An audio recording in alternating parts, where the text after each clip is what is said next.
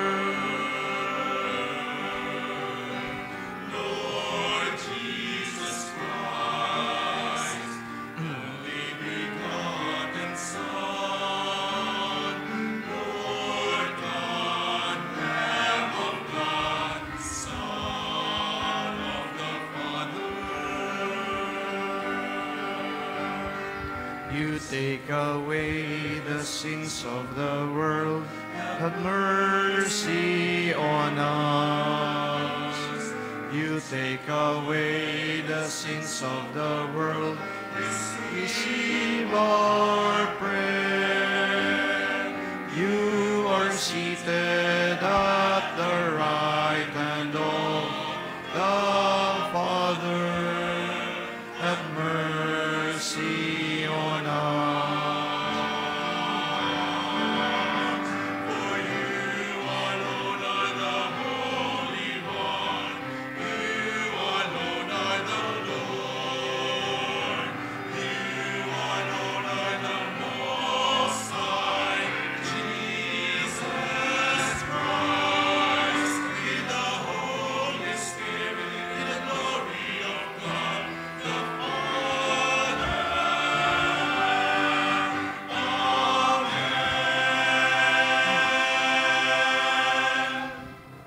Let us pray. Almighty God, your only Son, begotten from all ages, humbled himself as a child in Nazareth and became subject to Mary and Joseph. Grant that we may learn from his example to embrace your will in all things, and holding fast to the dignity of all, serve our lowly brothers and sisters with open hands and gentle heart. We ask this through our Lord Jesus Christ, your Son, who lives and reigns with you in the unity of the Holy Spirit, God, forever and ever. Amen. A reading from the book of the prophet Isaiah. The people who walked in darkness have seen a great light. Upon those who dwelt in the land of gloom, a light has shone. You have brought them abundant joy and great rejoicing, as they rejoice before you as at the harvest, as people make merry when dividing spoils. For the yoke that burdens them, the pole on their shoulder, and the rod of their taskmaster, you have smashed as on the day of Midian. For every boot that tramped in battle, every cloak rolled in blood, will be burned as fuel for flames. For a child is born to us, a son is given us. Upon his shoulder dominion rests. They name him Wonder Counselor, God Hero, Father forever, Prince of Peace.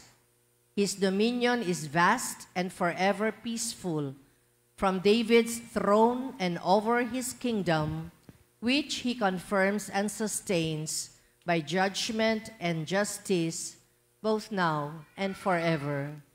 The zeal of the Lord of hosts will do this. The word of the Lord. Thanks be to God. The Lord is King, let the many isles be glad. The Lord is King, let the many isles be glad. Sing to the Lord a new song, for he has done wondrous deeds. His right hand has won victory for him, his holy arm. The Lord is King, let the many isles be glad. The Lord has made his salvation known in the sight of the nations. He has revealed his justice. He has remembered his kindness and his faithfulness toward the house of Israel. The Lord is King, let the many isles be glad. All the ends of the earth have seen the salvation by our God. Sing joyfully to the Lord, all you lands. Break into song, sing praise. The Lord is King, let the many isles be glad. Sing praise to the Lord with the harp and melodious song, with trumpets and the sound of the horn. Sing joyfully before the King, the Lord. The Lord is King, let the many isles be glad.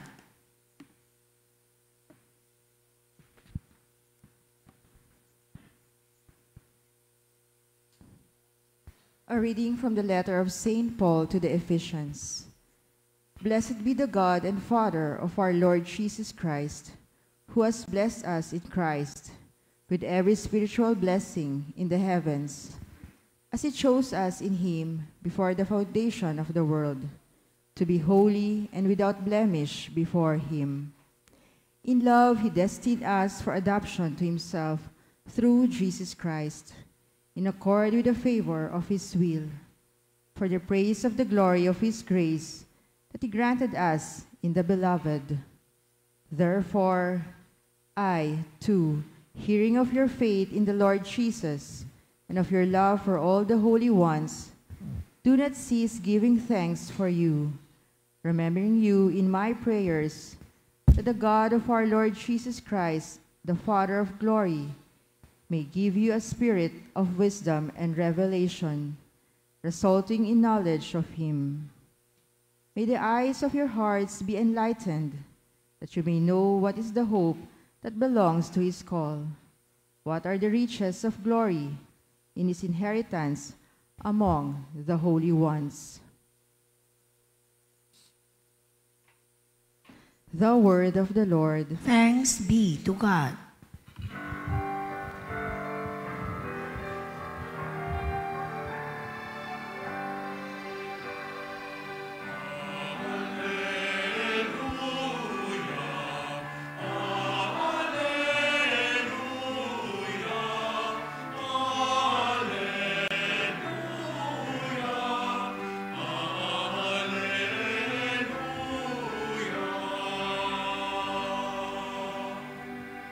The Word became flesh and made his dwelling among us.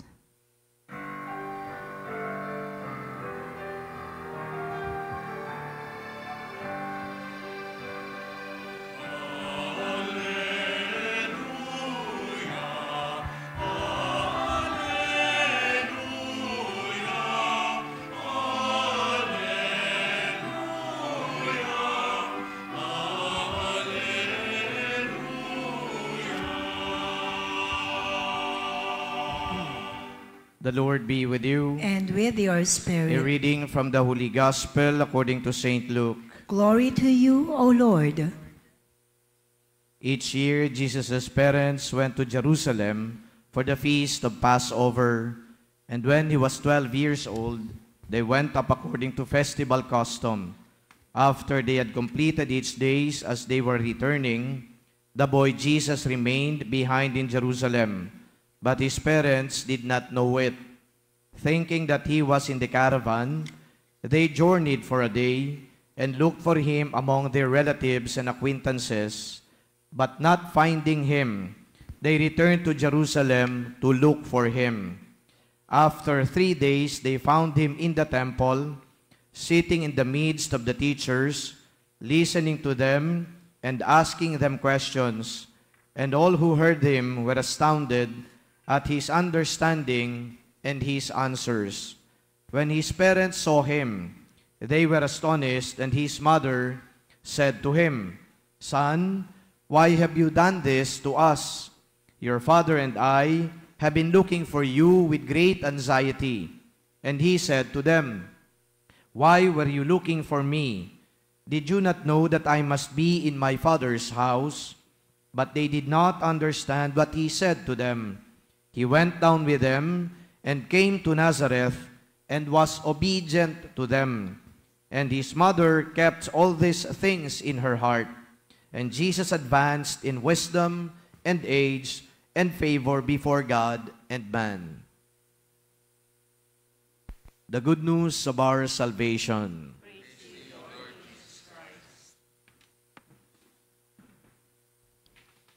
Nakikita niyo po ba yung image ng Santo Niño?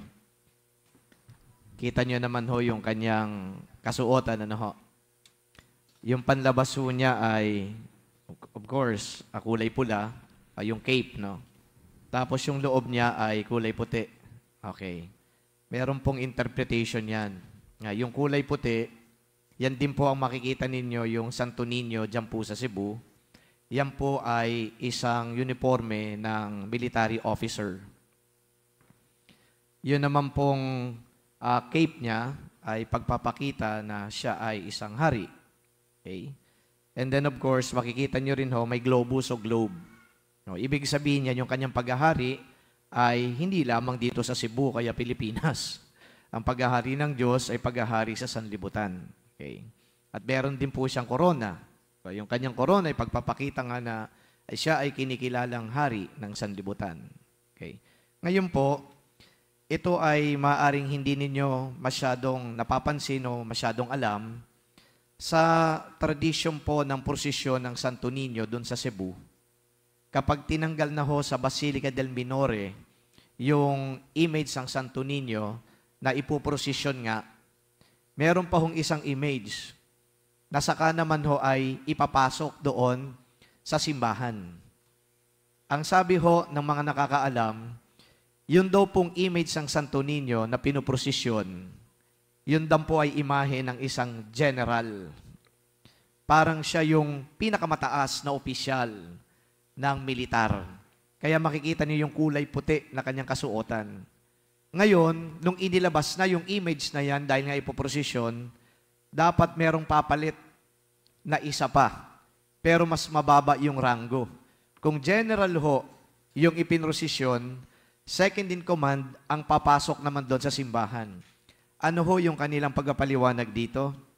That a general or an officer is going to hold the fort. Ibig sabihin, dapat laging may bantay yung simbahan. So yun po ang kanilang paliwanag. Umalis yung isa na image, pinoprosisyon, but then again, there should be another one that should be kept inside the church to hold the fort, o di kaya para magbantay. Kung ganyan po yung paliwanag nila, it begs the question. Ano yung question? So, ano pala yung Santo Niño?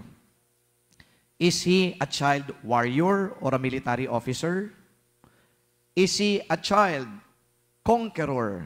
Conqueror dahil, sa mga hindi nakakaalam ng history, dinala dito ni Ferdinand Magellan yung image of the Santo Niño, gave it as a gift to Raha Humabon, and then yung kanyang asawa ay nagpabaptize, maraming mga natives nagpabaptize. Ibig sabihin, ginamit nila yung imahe ng Santo Niño para i-Christianize. So there was this priest accompanying Ferdinand Magellan, and he was the one instrumental in baptizing so many of these natives. Kaya yung idea naman doon is the Holy Child. A conquistador or a conqueror? Dalawa ng tanong. Is he a warrior or a military officer? Is he a conqueror? Pero panghuling tanong, is he a liberator or Messiah? Based on the descriptions, doon po sa image, mukha yatang lalabas that the Holy Child is a military officer or a warrior. And based on tradition, on historical facts, that the Holy Child is also a conqueror in that sense. Kasi siyang daladala para sakupin ng mga Spaniards, hindi lamang Cebu, kundi Pilipinas. And so many years after, na si Magellan ay pumunta dito at napatay, marami hong mga naging apostate. Anong ibig sabihin? Yung mga native na nagpabinyag na at naging Kristiyano ay bumaliktad. Tinatwa na naman nila yung kanilang pananampalataya. Here comes Miguel Lopez de Legazpi. At yung kanyang grupo, natagpuan nila yung original na image ng Santo Niño na dala-dala noon ni Ferdinand Magellan. So there was jubilation when they were able to find that original image. And so people were actually celebrating. So yung mga apostate, ibig sabihin, dati ng Kristiyano, bumaliktad, ngayon nagbalikan na naman sa pagiging Kristiyano. Kaya mas naging madali para sa mga conquerors, Spanish conquerors or conquistadores, na masakop nila ang Pilipinas. So is he is the Holy Child a conqueror? Ito po yung sagot sa first reading. Sabi ng prophet Isaiah, merong isang bata na ipanganganak. He is going to be the wonder counselor. And He is going to bring peace and justice in the world. And He is going to free the people. Pagdating naman doon sa third reading sa gospel, nakikipag-usap di umano ang batang si Jesus doon sa mga eksperto sa templo, kasama na yung mga teachers of the law, pati na yung mga high priests. Ano kaya yung kanilang pinag-uusapan? Malamang ang pinag-uusapan nila ay yung mga nangyayari doon sa templo. Maaaring isa sa mga pinag-uusapan nila, yung mga abuses na nagaganap doon sa templo. Ano yung abuses na nagaganap sa templo? Ando doon po yung mga tao na sila ay mag-aalay ng mga animals, sasabihin ng mga kataas-taasang pari sa templo, yung mga animals na dapat ialay ninyo, dapat binibili ninyo dito sa templo. Sapagkat yung mga animals na yan lang ang tatanggapin ng Diyos. Huwag kayong bibili ng mga hayop sa labas. Ang problema, yung high priests, ang pagbebenta ng mga hayop, mas mahal kumpara sa mga hayop na mabibili mo sa labas. Yung mga ibinibigay nila sa templo, sasabihin ng mga high priests, kinakailangan yung ibabayad ninyo dito o dadalhin nyo dito bilang mga alay ay yung currency natin. Kaya bago kayo mag-alay, ipapalit nyo muna yung inyong mga pera. Pero yung palitan doon sa templo, mas mababa kumpara sa magpapapalit ka sa labas, there was corruption. And then of course, pinag-usapan din siguro, dahil sila yung mga teachers of the law, sila yung mga nagpapatupad ng mga regulasyon sa templo, ando doon din yung iba pang mga tao na nagiging, kumbaga ay kaalyado ng mga Romano, siguro na-touch din yung oppression ng mga tao. And Jesus was young at that time, engaging the teachers of the law, the experts and the high priests in this kind of debate. So, ibig sabihin, ando doon si Jesus sa templo at siya ay nagpapaliwanag, nakikipagdebate para maiparating sa mga kataas-taasang pinuno na sila ay dapat naglilingkod sa tao at hindi nila dapat sinisikil ang karapatan at kalayaan ng mga tao. Kaya tama yung sinabi ni Prophet Isaiah sa first reading. At sinabi din naman ngayon ni Jesus sa third reading, nung siya inahanap ng kanyang magulang, hindi mo ba alam na ako'y naparito para gawin ko yung kalooban ng aking ama? Merong misyon na pinatutupad sa akin ng ama, kaya ako nandito para kausapin ang mga taong ito, dahil ang mga taong ito, sila mga nagpapahirap sa bayan.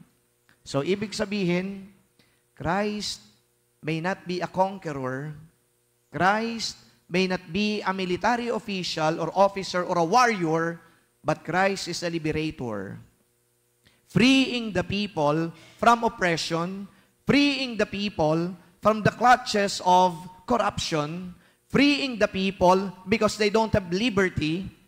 Ganon ang ginawa ni Jesus sa kanyang pakikipagtalastasan sa mga kataas-taasang pari doon sa templo. Christ indeed is a liberator. Christ is a Messiah. Christ is the one who will free the people not only from sin, but even from injustices, corruption, and oppression. But you know what is interesting about the history of that sinulog? Yung piyesa ng Santo Niño, naging festival na kung tawagin nila ay sinulog. According to historians, ganito po ang ginawa nila.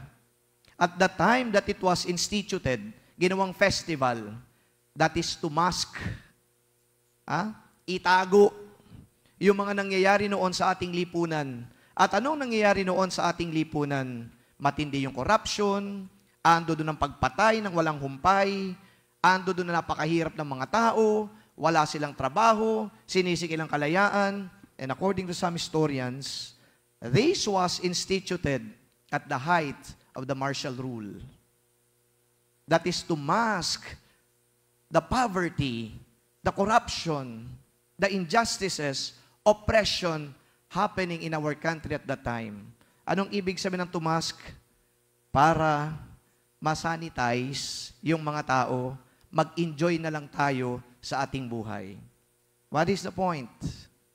If there are people using the image of the Santo Niño to conquer, if there are people using the image of the Santo Niño to mask the atrocities committed against the people, these are totally wrong.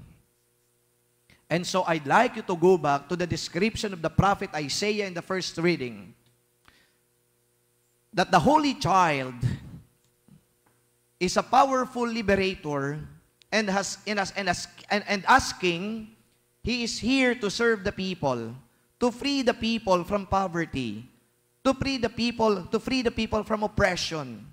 Yun ang kanyang ginagawa. But it is so unfortunate that nowadays, religion and faith sometimes are used to take advantage of other people.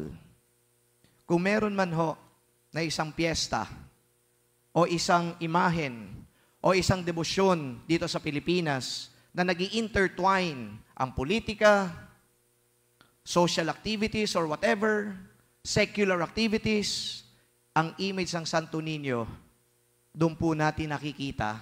Ang piyesa ng Santo Niño, dito natin nakikita ang lahat ng elemento.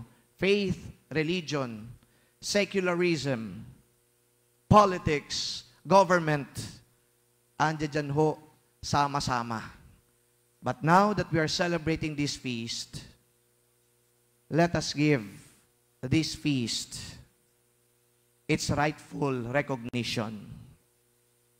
God does not conquer, God frees and liberates. God does not take advantage of people, but God serves the people. God is going to provide for the people. He is not going to take away from the people what is rightfully theirs. Yan po ang sinisimbolize ng Santo Niño. At yun ang dapat na maintindihan natin tungkol sa piyestang ito. Not just the merrymaking, not just the festival, not just the dancing in the streets. It is all about God who liberates, who provides, who serves. That is the Santo Niño. My dear friends, sabihin man ho natin na ang piyestang ito, ginawa na nilang festival. Kaya meron tayong dinagyang, ati-atihan, sinulog at kung ano-ano pa. Festival ang tawag nila. Kaya yung festival na yan, marked by street dancings, merry-making, meron pang mga gay or LGBT pageant or whatever. Alalahanin ninyo na yung salitang festival, nanggaling ho yan sa root word na fe. F-E. It's a Spanish word which means faith.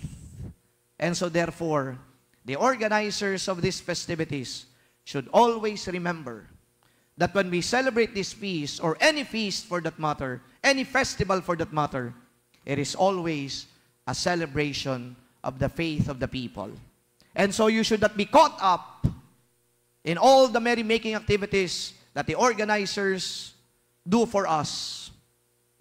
Dapat doon tayo sa totoong essence ng pagdiriwang. It is a celebration of faith. It is a celebration of a God who liberates, who frees, who serves. It is a celebration of a God who gives us eternal life. That is the Santo Niño. So today, brothers and sisters, we ask the Lord that on the feast of the Holy Child, indeed, we may experience total liberation. Liberation from sin, liberation from poverty, liberation from oppression, liberation from corruption. Indeed, sabi nga, sana kapag na-liberate tayo sa ganitong mga bagay, makamtan at maranasan natin ang totoong buhay na ibinibigay ng Diyos at iniahanda ng Diyos para sa atin. A life with Him that is peaceful, that is very enriching, a life with Him that is filled with blessing. May the Santo Niño truly inspire us to work for these blessings. Hindi tayo dapat nabubulag lang ng mga kasiyahan na ginagawa ng mga festivities. Sana ang magpatatag sa atin ay yung selebrasyon o pagdiriwang ng ating pananampalataya. May the Santo Niño pray for us. Amen.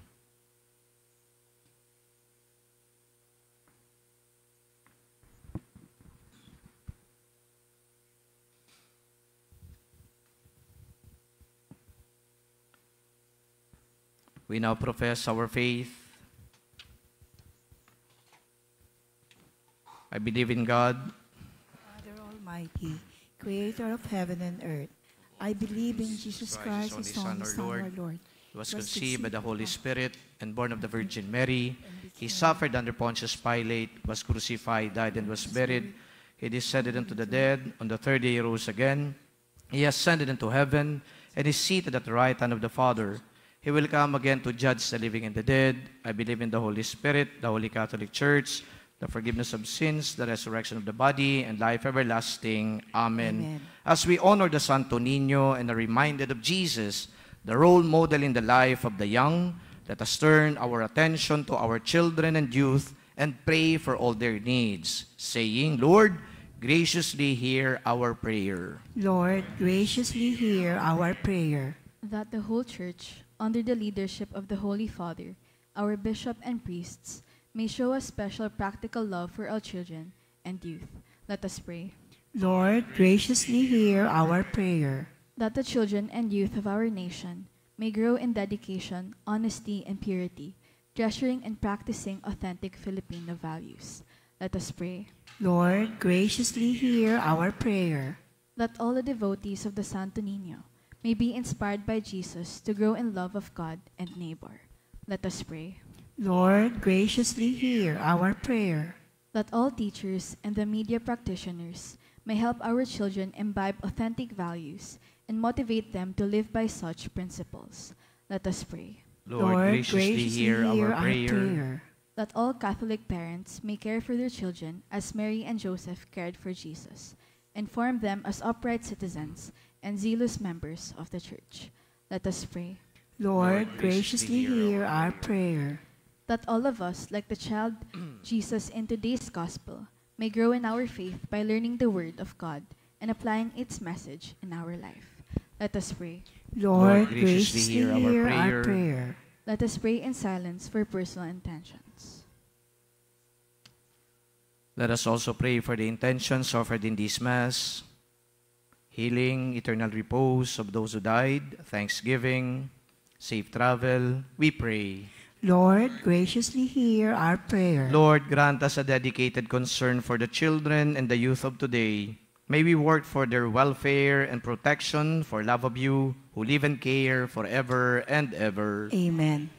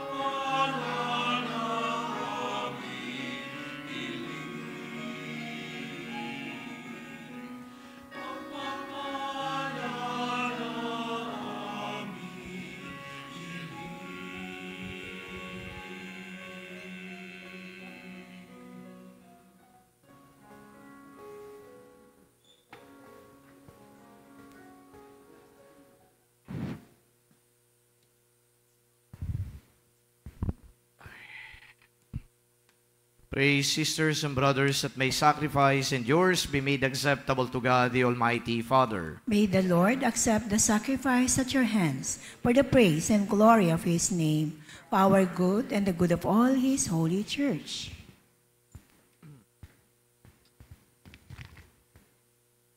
God, our Creator, we offer the gifts of bread and wine to recall the childhood of your only Son. Let our offering become the sacrifice of him who brought forgiveness and peace to the world. Grant this through Christ our Lord. Amen. The Lord be with you. And with your spirit. Lift up your hearts. We lift them up to the Lord. Let us give thanks to the Lord our God. It is right and just. It is truly right and just, our duty and our salvation, always and everywhere to give you thanks, Lord, Holy Father, Almighty and eternal God, through Christ our Lord.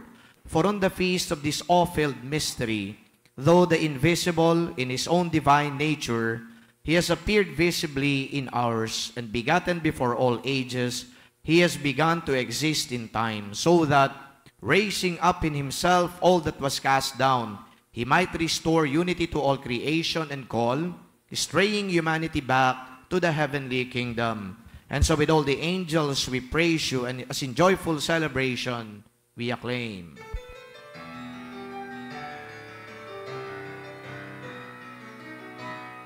Santo, Santo, Santo, Panginoong Diyos Na mga hukbo, napupuno ang langit at lupa ng kadakilaan mo.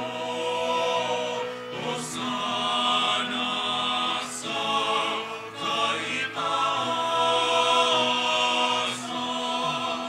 pinagpalang na paririto sa ngalan ng Panginoon.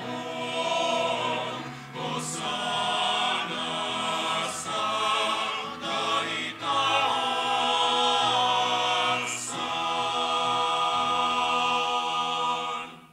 You are indeed holy, O Lord, the fount of all holiness. Make holy, therefore, these gifts, we pray, by sending down your Spirit upon them like the dew fall, so that they may become for us the body and blood of our Lord Jesus Christ. At that time he was betrayed, and entered willingly into his passion. He took bread, and giving thanks, broke it, and gave it to his disciples, saying, Take this, all of you, and eat of it, for this is my body, which will be given up for you.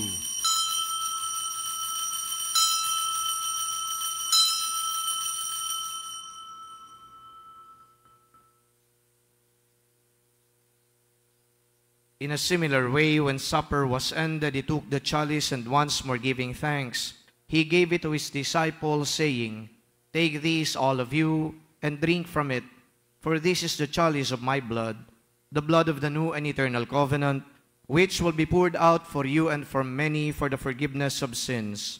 Do this in memory of me.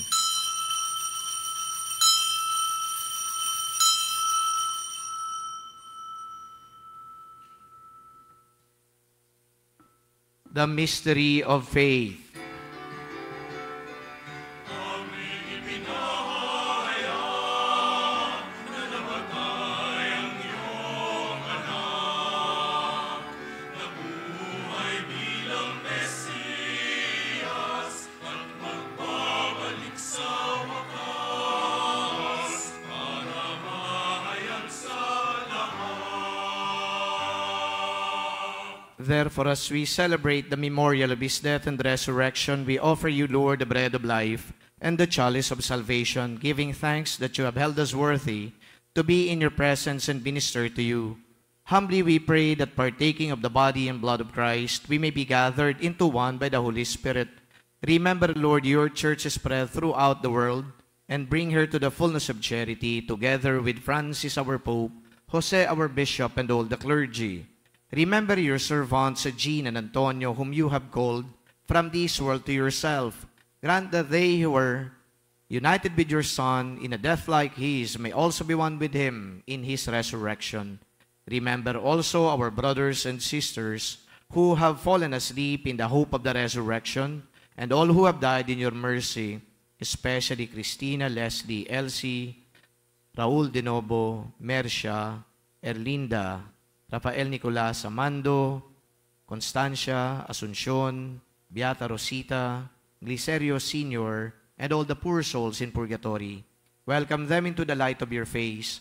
Have mercy on us all, we pray, that with the Blessed Virgin Mary, Mother of God, with Blessed Joseph, her spouse, with the blessed apostles, and all the saints who have pleased you throughout the ages, we may merit to be co-heirs to eternal life, and may praise and glorify you through your Son, Jesus Christ. Through him, and with him, and in him, O God Almighty, Father, in the unity of the Holy Spirit, all glory and honor is yours forever and ever.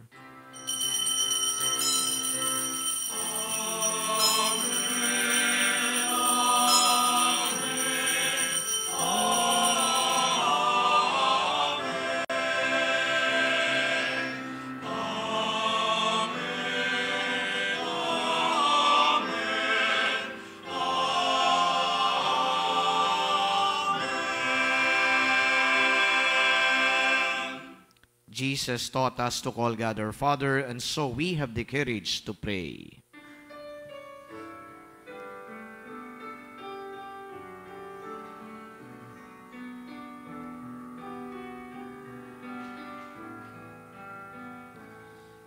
Ama namin, sumasalangit ka, sambahin ang ngalan mo, mapasa amin ang kaharian mo, sundin ang loob mo, dito sa lupa para ng sa langit.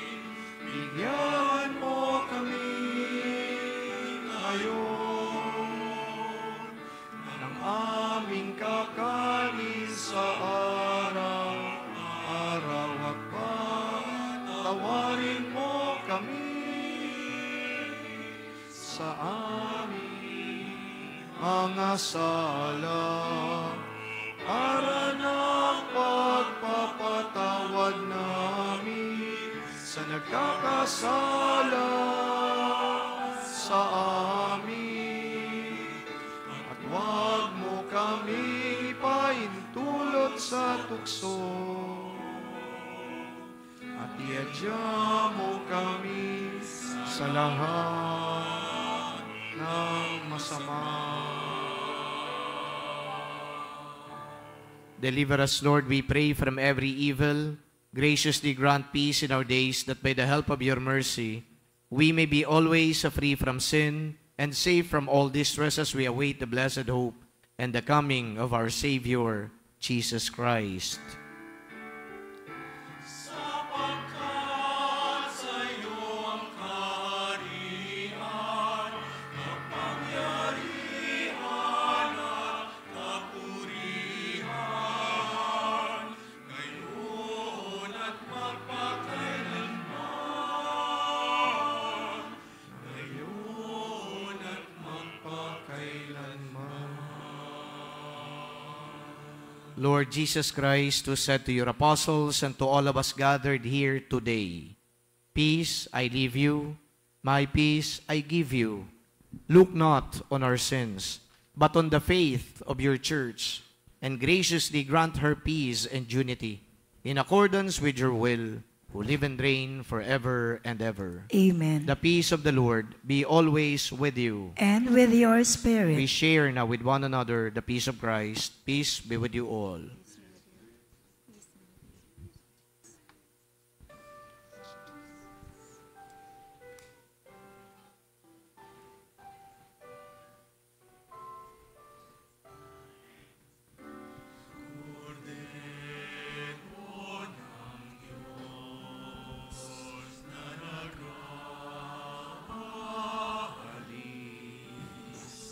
Ng mga kasalanan ng sanlibutan,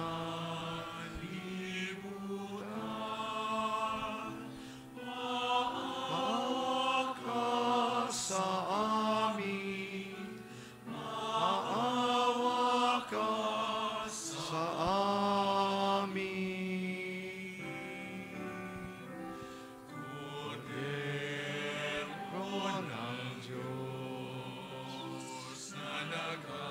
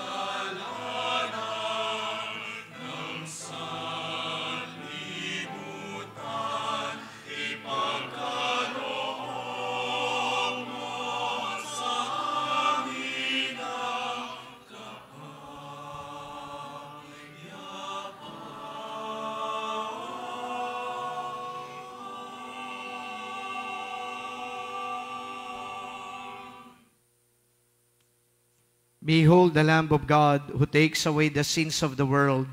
Happy are we who are invited in this meal. Lord, I am not worthy that you should enter under my roof, but only say the word, and my soul shall be healed.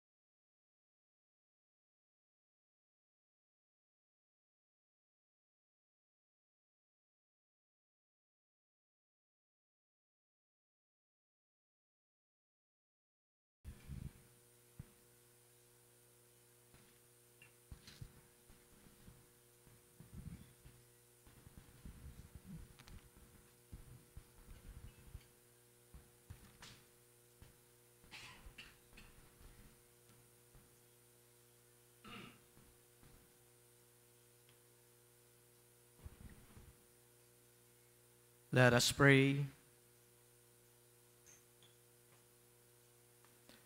Loving Father, you have nourished us at the banquet in honor of the child born of the Virgin.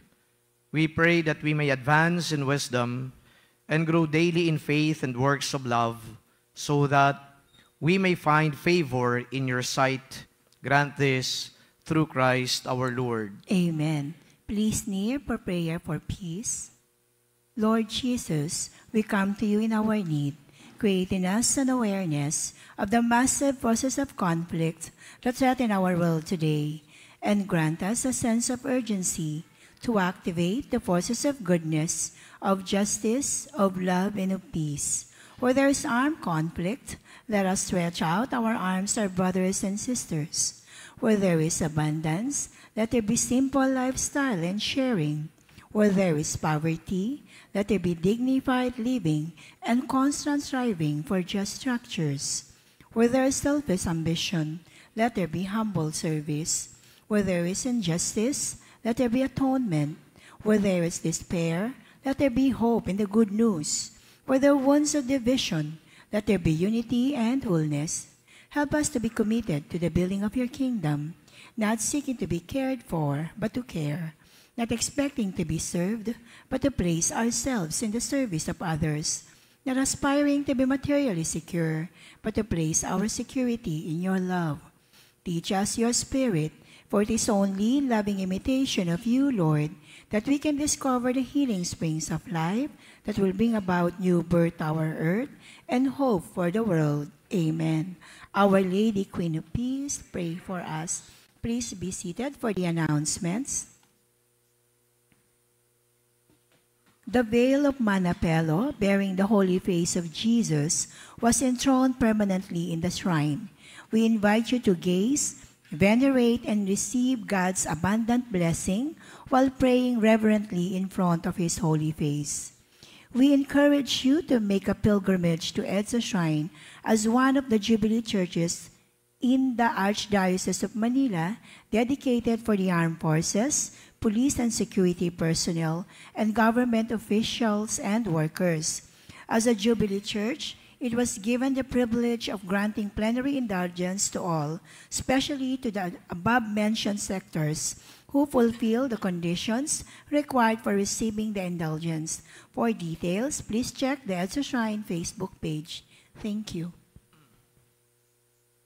The veil of Manapelo is right there in front of you. And we are now printing, in the process of printing the novena, okay, that you can use while praying in front of the veil of the Manapelo or the Holy Face. So you wait for it. Included in the novena would be the history of the veil of Manapelo. So yan po ay pinapagawa natin at hopefully, kung hindi man po next week, ay meron na tayong mga copy dyan.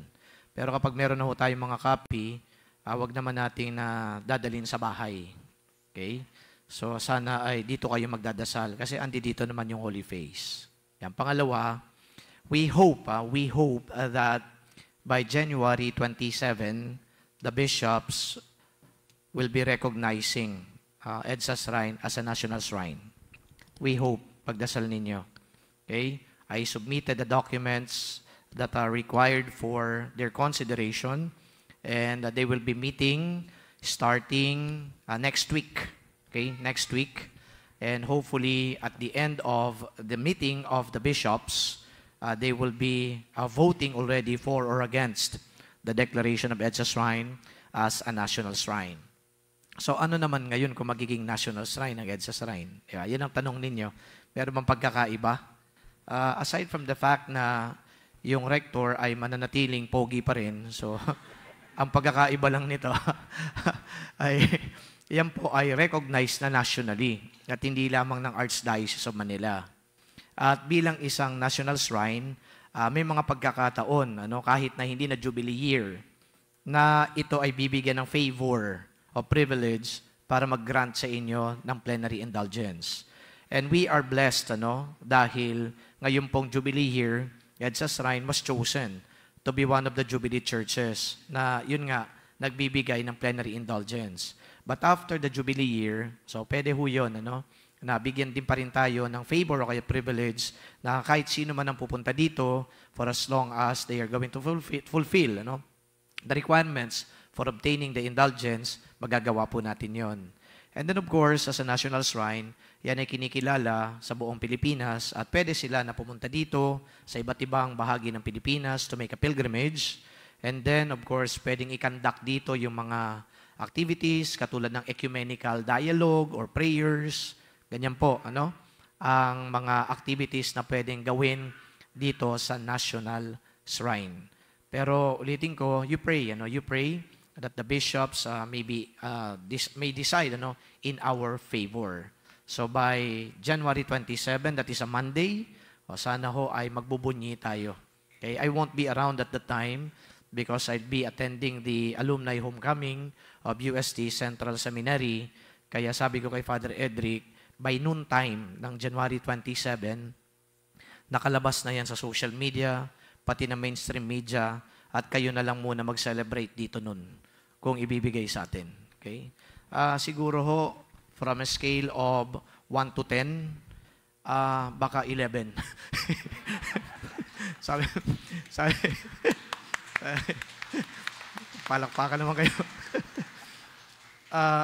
Nung nag-meeting ho kami ng mga classmates ko, dahil nga sa alumni homecoming, 3-day affair po ito, and I am the president of the batch. Sabi ko, mag-contribute naman kayo. Hindi kayo nag-contribute eh. Sabi ko, ako lang pinagagawa ninyo. Sabi nung classmate kong isa, hayaan mo na nandiyan ka naman eh. Tsaka, ganito lang naman yan, maubusan na tayo ng pera, wag lang ng kayabangan. Kaya, nung sinabi ko sa inyo, on the scale of 1 to 10, nga 11, kayabangan lang yun. Okay, but I'm so positive, I'm so positive that the bishops will decide. Yung iba doon, pinersonal ko na. Sabi ko, Bishop, iboto nyo kapag nasa plenary na yan. So, palagay ko naman, hindi tayo mabibigo. So, January 27, magbunyi ho tayo. And then, pagkatapos ng declaration, magkakaroon naman po tayo ng right of dedication. Kasi ngayon po, ang status nito, Archdiocesan Shrine. Kapag na-declare na National Shrine, maghahanap po ako ng date para yung right of dedication gagawin. So we shall be inviting bishops, priests, and then so many other people para mag-celebrate tayo ng misa dito that will mark the formal dedication of EDSA Shrine now as a national shrine. Okay, invited kayo nun. And of course, yung mga facilities dapat pa ho natin gawin. Nagsabi ako sa inyo nung New Year's Eve, December 31 last year, ang unahin ko dito comfort room. Okay? Comfort rooms. Yan pong unahin. Yung iba dito sa inyo, napapansin, yung comfort room. Pero malaking usapin kasi yan dahil nagiging public yung comfort room dito. Pag comfort room sa simbahan, well, supposedly, gagamitin yan ng mga nagsisimba. At hindi naman yan kung sino-sino lang na napadaan dito, gagamit ng comfort room. Doon kagad yan masisira. So, yan ang isa sa mga kinoconsider natin. Ano ba pwedeng gawin para at least ma-preserve natin yan? And of course, yung promenade sa taas, papaayos po natin yan. Para talagang park, pwede kayong mag-stay doon sa taas, magdasal. And then pati po yung pavement dito sa baba, papaayos po natin yan. Napansin ho ninyo that I'm not anymore allowing you to park dyan po sa holy ground. Kasi yung mga nagpa-park po doon, nasira na nila yung pavement. Di ngayon, kayo mismo nakakita na sira-sira na, alangan namang payagan ko pa kayo. Hindi naman din pati kayo magbibigay sa pagpapagawa nun, di ba? So, buti kung magbibigay kayo. Aalaw ko kayo doon. And of course, yung iba, kinumpleto ko na nga ho yung mga palm tree. Yung iba naman kapag nagpa-park, binabangga pa palm tree. Kaya ngayon, naghahanap na naman ako kung paano malalagyan yon. So, a work in progress para mas maging maayos at conducive for prayer ang EDSA Shrine. At alam ko naman na maraming tutulong, maraming nagdadasal, and hopefully, before I end my term here in 2028, maayos ang kalagayan ng EDSA Shrine at yung po ang ibibigay ko sa papalito sa akin. Okay? So you pray for me, pray for priests, pray for EDSA Shrine, at pagdadasal ko din naman kayo na maging mas generous kayo para sa EDSA Shrine. Okay? Yun ang importante, yung dasal ko na yun. Okay? Please stand. The Lord be with you. And with your spirit. Bow down for the blessing. May God enable you to appreciate the importance of our children and youth in the life of the church and society. Amen.